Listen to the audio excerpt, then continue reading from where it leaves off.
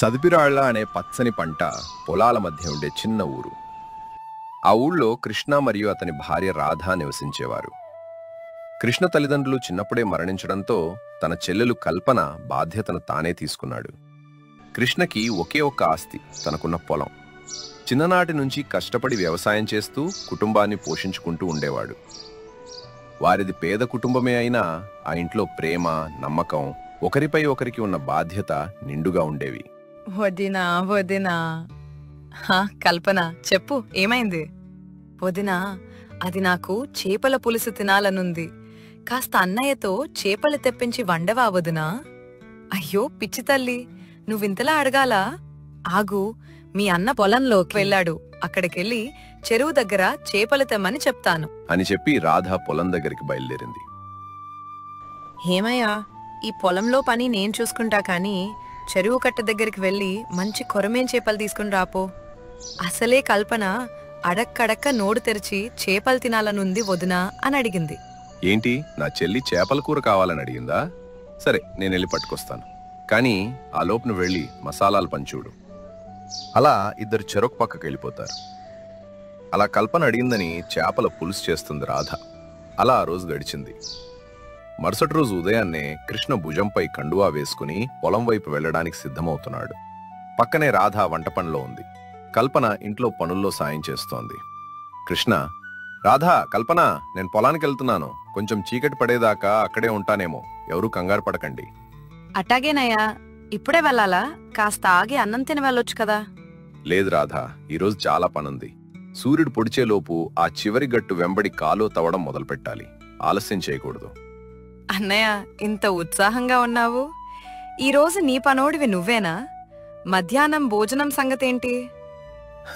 భోజనం గురించి నాకెందుకు చింత? పండగ పూట దొరికే పాయసం లాంటి భోజనాన్ని వదిలేసి ఆత్రంగా పొలానికి పరిగెడుతున్నానంటే నాకెంత కష్టం ఉందో నువ్వే అర్థం చేసుకో చెల్లి. సరే, బయలుదేరుతాను.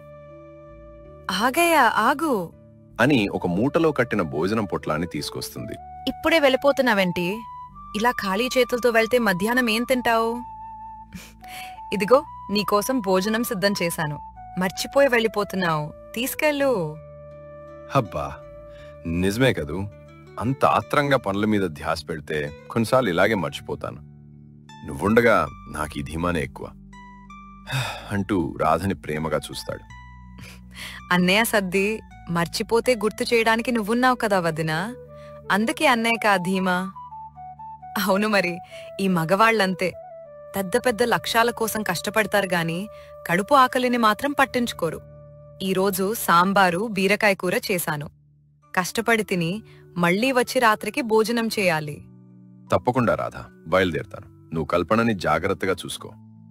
అన్నయ్య, అన్నట్టు చెప్పడం మర్చిపోయాను. నిన్న పంతులు గారు పక్క ఊరు సంబంధం గురించి చెప్పటానికి వస్తానని చెప్పారు. మధ్యాహ్నం రావచ్చు. అవునా? అయితే పర్లేదు, నువ్వు రాధతో ఉండు. ఏం మాట్లాడినా సరే మంచి చెడులు చూసి చెప్పు. నేను సాయంత్రం వచ్చాక నిదానంగా మాట్లాడతాను అని కృష్ణ భోజనం పొట్లంతో పొలం వైపు బయలుదేరాడు. ఆ రోజు ఉదయం నుంచి కృష్ణ ఎంతో కష్టపడి పొలంలో పనిచేశాడు. కాని అనుకోకుండా పొలం గట్టుపక్కనున్న చిన్న కొండ చర్య నుంచి పెద్ద పెద్ద రాళ్లు విరిగి పొలం కాలువలో పడ్డాయి. పడిన రాళ్లకు కాలువ పక్కనే ఉన్న చిన్న పంట నాశనమైంది. సాయంత్రం 4 పొలంలో కృష్ణ పడిన రాళ్ల వైపు నిస్సత్తుగా చూస్తున్నాడు. భోజనం కూడా సరిగా తినలేదు. ఈ దేవుడు నాకు మాత్రం ఎందుకింత కష్టం పెడుతున్నాడు? కల్పన పెళ్లి కోసం రాత్రింబోళ్లు కష్టపడుతుంటే వచ్చిన కొద్దిపాటి రాబడి కూడా ఇలా నాశనమవుతుంది. ఈ రాళ్లను తీయడానికి చాలా మంది కూలీలు కావాలి. అంత డబ్బు నా దగ్గరెక్కడుంది అని కృష్ణ ఇంటికి వెళ్లడానికి తయారవుతుండగా అతని ఊర్లో ఉన్న ఒక ధనవంతుడైన ధర్మారావు తన కొడుకుతో కలిసి అటుగా వచ్చాడు. ఓహో కృష్ణ, ఏమిటి ఈరోజు నీ పొలంలో యుద్ధం జరిగిందా? కాలువ అంతా రాళ్లు, మట్టితో నిండిపోయింది. పంట కూడా పాడైపోయింది. నమస్కారం ధర్మారావు గారు. సాయంకాలం అకస్మాత్తుగా కొండ చర్య పడింది, అందుకే ఇలా జరిగింది. నానెలాగైనా ఈ రాళ్లను తీయాలి. అబ్బో, ఈ రాళ్లను తీయాలంటే ఎంత లేదన్నా 4 కూలీలు 3 రోజులు పనిచేయాలి. ఆ కూలీలకు డబ్బు నీ దగ్గర ఎక్కడుంది? అయినా నువ్వు ఈ కాలువను సరిచేసి ఏం చేస్తావు? నీ పొలం చిన్నది. అప్పుడే ధర్మారావు కొడుకు సందీప్, అవును కృష్ణ, మా నాన్న మాట వినో. ఈ మాత్రం దానికే కష్టపడటం ఎందుకు? ఆ పొలాన్ని మాకమ్మేసి నీ చెల్లెలికి మంచి పెళ్లి చేయొచ్చుగా. మార్కెట్ ధర కన్నా ఓ 10,000 ఎక్కువే ఇస్తాం. క్షమించండి ధర్మారావు గారు, ఈ పొలమే నాకు ఆధారం. నా తల్లిదండ్రులు ఇచ్చి వెళ్ళిన ఆస్తి. దీన్ని నేను అమ్మను. నా చెల్లెలి పెళ్లి కోసం నేను కష్టపడతాను. మీ సలహాకు ధన్యవాదాలు. చూద్దాం కృష్ణ, కష్టపడతావో కష్టాల్లో కూరుకుపోతావో నాకు తెలుసు. నువ్వే వచ్చి దీన్ని మాకమ్ముతావు అని చెప్పి అక్కడి నుండి కొడుకుతో కలిసి వెళ్ళిపోయాడు. కృష్ణ ముఖం నిస్సత్తుగా పెట్టుకుని కళ్లలో నీళ్లతో ఇంటికి వచ్చాడు. రాధ, కల్పన కృష్ణం చూసి కంగారు పడ్డారు. ఏమైందయ్యా, ఇంత అలసిపోయావు? ముఖం కూడా చిన్నబుచ్చుకునున్నావు. అన్నయ్య, పొలంలో అంతా బాగానే ఉంది కదా? ఏం చెప్పను రాధా, ఈరోజు నా తలరాతే బాలేదు. కొండ చర్య విరిగిపడింది. కాలువంతా పెద్ద పెద్ద రాళ్లతో నిండిపోయింది. పంటలో కొంత భాగం కూడా నాశనమైంది. అయ్యో, ఎంత పని జరిగింది! కూర్చోవయ్యా ముందు, అంతా వివరిద్దువు అని అనగానే కృష్ణ జరిగింది అంతా వివరించాడు. ధర్మారావు మాటలు కూడా చెప్పాడు. ఇప్పుడు నాకు దారి కనిపించడం లేదు రాధా. కూలీల కోసం పెట్టడానికి నా దగ్గర డబ్బు లేదు. పొలం అమ్మేయాలనే దురాలోచన కూడా నాకొద్దు. కానీ పనులు జరగాలి. వినయ్య, డబ్బుతో చేయలేని పనిని తెలివితో, జనబలంతో చేయొచ్చు. ఏమంటున్నావు రాధా? ఎలా? ఊళ్ళో ఉన్న మన బంధువులు, స్నేహితులు ఎంతమందున్నారు? మన ఇంటికి వచ్చిపోతుంటారు కదా. వాళ్ళంతా మన కష్టాన్ని చూసిన వాళ్లే. ఇప్పుడు మనకు సాయం చేయగలరు. వాళ్ళంతా నాకెందుకు సాయం చేస్తారు రాధా? ఊరికే వచ్చి ఎవరూ కష్టపడరు కదా. కష్టపడతారు, నువ్వడిగే విధానాన్ని బట్టి. నువ్వెళ్ళి నాకు సాయం చేయండి, కూలీరుగా రండి అని అడగొద్దు. మరి ఎలా అడగమంటావు? ఇలా అడగండయ్యా. నేనొక శుభకార్యాన్ని, ఒక పెద్ద పనిని తలపెట్టాను. నాకు మీ ఆశీర్వాదం, నీ చేయూత కావాలి. పని పూర్తయ్యాక మీ అందరికీ నా చేతి వంటతో కడుపు నిండా భోజనం పెడతాను. ఒకరోజు నా కోసం, నా చెల్లెలి పెళ్లి కోసం కష్టపడండి అని. ఈ మాట వింటే మీ పట్ల ఉన్న గౌరవంతో మనసున్న మనుషులుగా ఖచ్చితంగా వస్తారు. అద్భుతమైన ఆలోచన వదినా. అన్నయ్యకు ఈ మాటలు మనస్ఫూర్తిగా నచ్చేలా చెప్పు.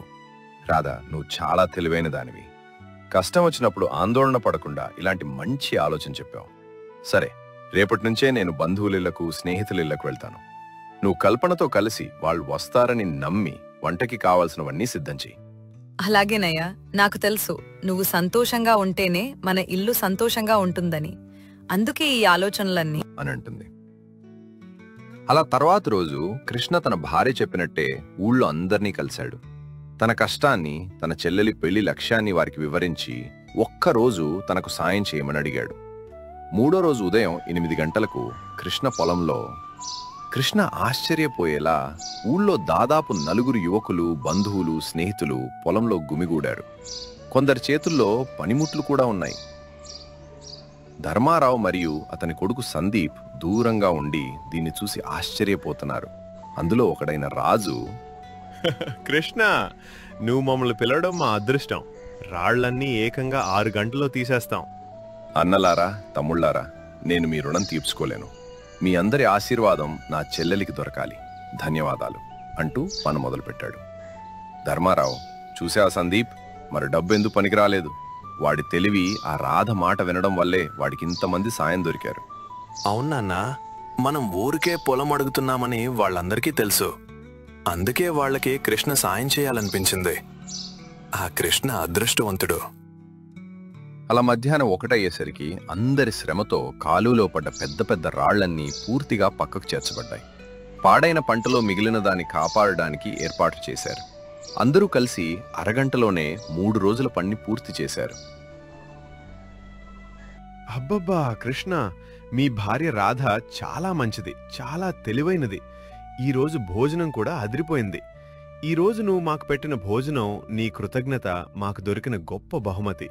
నీ చెల్లెలి పెళ్లికి మేం కూడా ఎంతో కొంత సాయం చేస్తాం అని అంటాడు.